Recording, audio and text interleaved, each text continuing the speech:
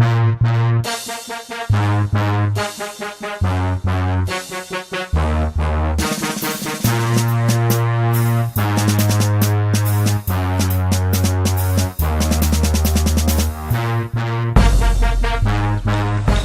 Nanga, bonjour. Bonjour. Alors, vous êtes coordonnateur de l'ASBEL Démocratie et Emploi. D'entrée des jeux, comment se porte votre ASBEL? Oui, l'association Démocratie et Emploi se porte à merveille parce que nous sommes sur le terrain régulièrement. Nous travaillons pour l'avancement de la démocratie dans notre pays, la République démocratique du Congo. En même temps, nous œuvrons pour l'emploi de la jeunesse ainsi que l'emploi de tous les Congolais. Parce que le souci de la démocratie et l'emploi, c'est que le plus grand nombre de peuples congolais puissent trouver de l'emploi. Donc nous associons la démocratie et l'emploi. Nous voulons qu'un peuple qui va aux élections soit un peuple qui a les moyens, un peuple qui travaille. Comme ça, lors des élections, le peuple sera difficilement manipulable. Parce que l'objectif, c'est donc nous visons atteindre, c'est le développement de la République démocratique du Congo. Mais un pays, pour bien se développer, il faut qu'il y ait des bons acteurs. Ça veut dire que les gens qui tiennent les ficelles du pays doivent être des gens de bonne qualité, des gens de haute carrure, des hommes intègres, des hommes sincères. Et par rapport à la démocratie, comme c'est le peuple qui donne le pouvoir aux dirigeants, alors nous visons un jour que notre peuple puisse être un peuple qui a l'indépendance de l'esprit et qui amènera la tête du pays des bons dirigeants, des grandes personnalités qui amènera ces pays vers le développement. Parlons actualité. Aujourd'hui, Etienne Tshisekedi est mort depuis le 1er février dernier. Aujourd'hui, au niveau du rassemblement, on attend toujours le président du Conseil des sages qui n'est toujours pas là. On en est déjà à 7 candidats pratiquement. Il y a blocage. Quel est votre point de vue? Bien sûr, vous savez, nous sommes dans un pays où il y a beaucoup d'enjeux. Il y a beaucoup d'enjeux. Là, nous avions perdu, ce pays a perdu le père de la démocratie, comme nous savons tous, notre papa Etienne Tshisekedi. Mais à son absence, le pays ne peut pas rester dans un blocage où le pays ne peut pas sombrer. Alors il faut que les choses puissent avancer. C'est pourquoi nous, de notre côté, du côté de démocratie et emploi, nous aimerions que les remplaçants du président Tshisekedi de la CNSA puissent être une personne qui avoisine les qualités du père de la démocratie. C'est-à-dire une personne qui sait dire non, une personne qui est prête à donner tout son sacrifice pour la population, parce qu'avec sa phrase qu'il disait à tout moment, le peuple est d'abord. Donc, hors des intérêts personnels, lui veut l'intérêt de toute la population. Alors nous aimerions que ce soit une personne comme ça à la tête de la CNSA, une personne qui met le peuple d'abord. Moi, je ne suis pas du rassemblement, l'ADEM n'est pas du rassemblement, mais du moins... C'est pas un parti politique, c'est ça, c'est une ASBEL, mais du moins l'ADEM milite pour la démocratie, comme le rassemblement aussi. Et nous savons qu'il y a la démocratie là-bas, il y a vote. Alors nous espérons que ça soit vraiment la bonne personne que le rassemblement puisse proposer à la population congolaise afin que l'accord de la CENCO puisse se mettre en pratique le plus tôt possible. Je sais que vous n'allez pas voter, mais au regard des candidats qui se sont déjà prononcés, on a Martin Fayoulou, on a Pierre Lumbi, on parle même de Lissanga Bonganga. Vous pensez que jusque-là, les candidats qui se sont présentés donnent l'impression de frôler, ne serait-ce que je voulais dire la personnalité qu'avait Etienne Tshisekedi? Bon, d'entrée des jeux, dans les rassemblements, personnellement, je ne connais pas vraiment les membres du rassemblement, les membres du conseil des sages. Je ne les connais pas personnellement, mais du moins, je les vois souvent à la télé, je vois ce que chacun fait. Il y a des ceux qui ont occupé des postes dans ces pays, nous avons vu leur manière de gérer, il y a des ceux qui n'ont pas encore occupé des postes, mais nous savons quand même que ce sont des personnes intègres. Alors, vraiment, moi je souhaite seulement que le rassemblement nous donne une bonne personne. Entrer dans les détails, c'est un peu difficile pour moi parce que je ne maîtrise pas bien les candidats, mais j'espère que il y a des gens de haute qualité qui sont là-bas. Ils pourront vraiment voisiner les qualités du papa Etienne Tshisekedi. Parlons primature, la majorité avait digé 3 noms, on se rappelle. L'opposition tombe sur sa position, c'est-à-dire celle de ne proposer qu'un seul nom, Félix Tshisekedi, on le sait. Actuellement, il y a blocage. Comment vous trouvez la situation? Y aura-t-il finalement une porte de secours pour sortir de cette crise? Oui, il y a d'abord ces journalistes dans notre pays Il y a un problème, c'est le problème des individus.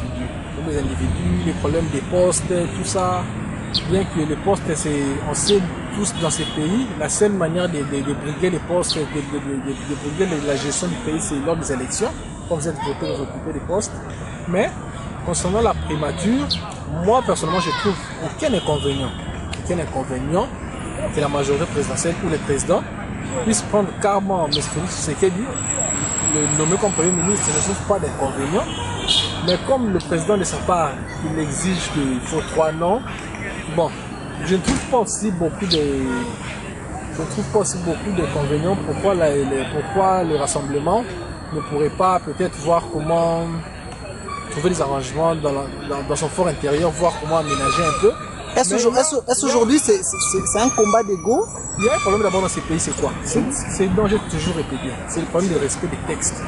Les Congolais ont un problème très sérieux pour respecter les textes. D'ailleurs, où on est aujourd'hui entre rassemblement, majorité, on ne serait même pas ici en ce jour si faire ce débat peut-être. S'il suffisait seulement que, après la signature de l'accord de la Saint-Cypresse, les délégués de la majorité présidentielle et les délégués de rassemblement se mettaient ensemble, lire carrément, je crois que c'est le point 3 comme ça de l'accord, voir ce qui est écrit dessus. C'est écrit noir sur blanc. Moi j'ai lu ça parce que après tout le débat qu'il y avait, finalement j'ai quand même lu aussi. C'est écrit noir sur blanc. D'ailleurs c'est au singulier.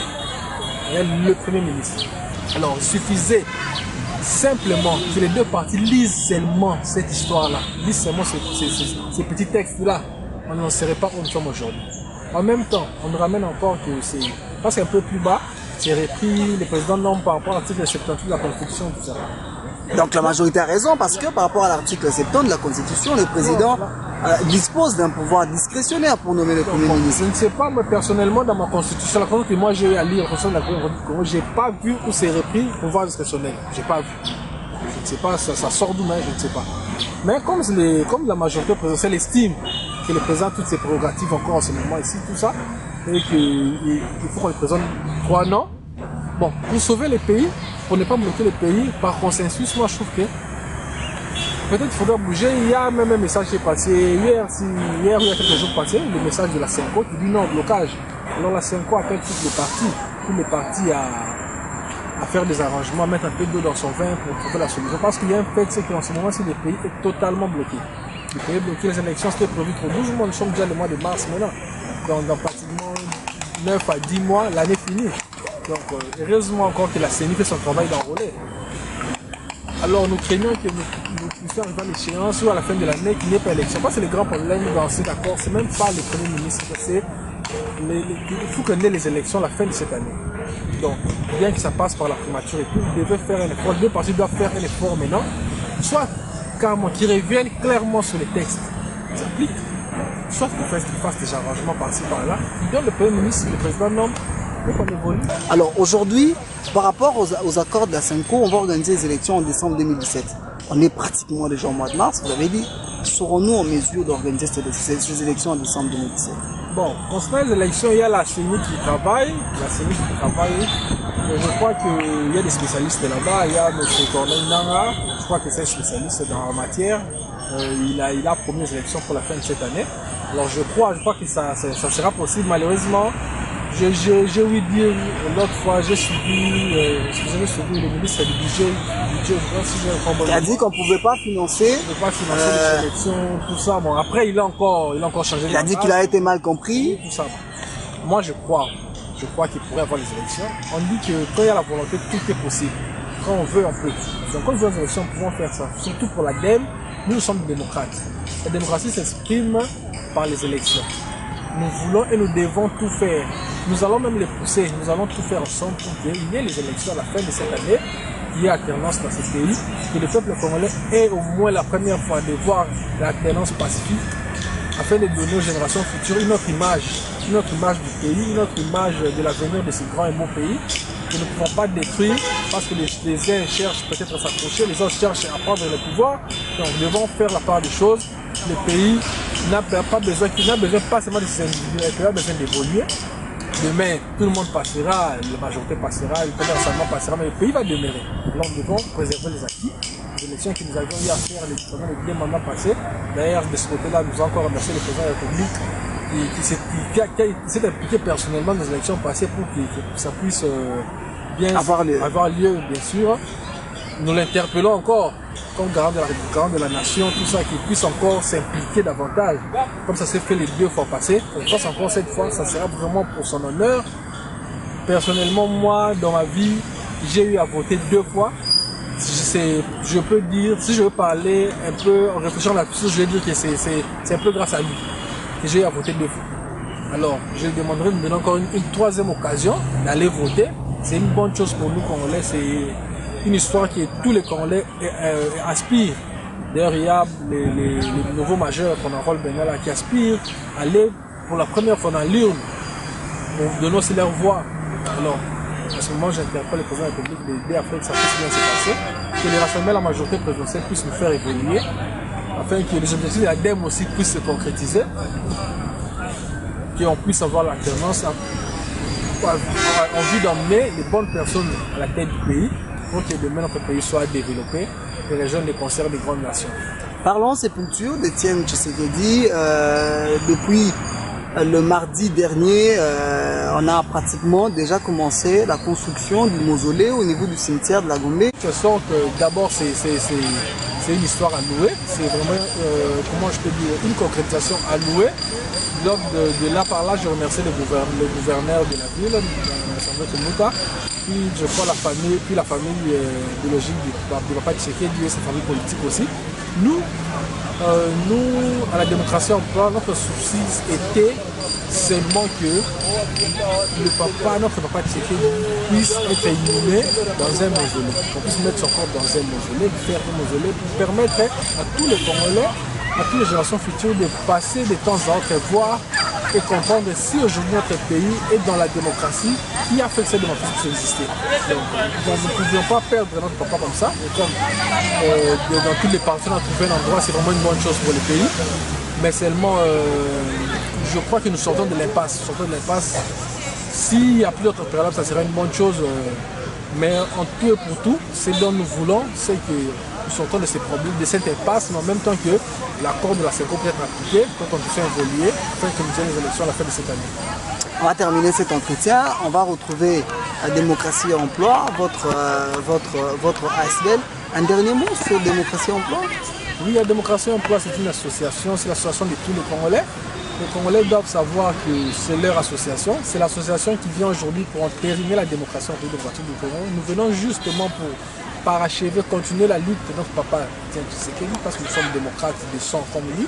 Alors les Congolais ne doivent pas hésiter de cette association. Les Congolais doivent y adhérer massivement parce que dans les jours à venir, nous aurons organisé aussi beaucoup d'événements encore.